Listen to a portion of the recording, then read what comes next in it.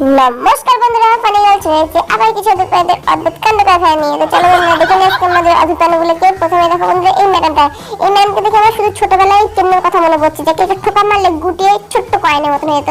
এই ম্যাডাম ওরকম লাগছে দেখতে, কিন্তু ম্যাডামটা একটু বড় কয়েন তাই। তারপরে বন্ধুরা এই ম্যাডামটা যে পর্দা তো গায়ে পড়েছে, সঙ্গে পর্দা টাঙানোর যে পুরো হ্যান্ডেলটা ওটা নিয়ে ঘুরে বেড়াচ্ছে।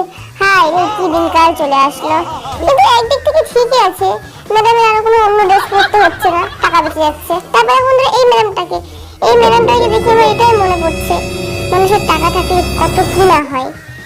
একটা জায়গা পড়েছে আর একটা দিয়ে ঘরও মুছে দিচ্ছে।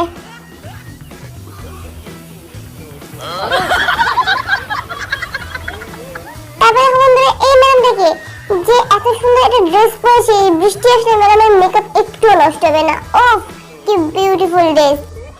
इसका क्या देखना पड़ रहा है।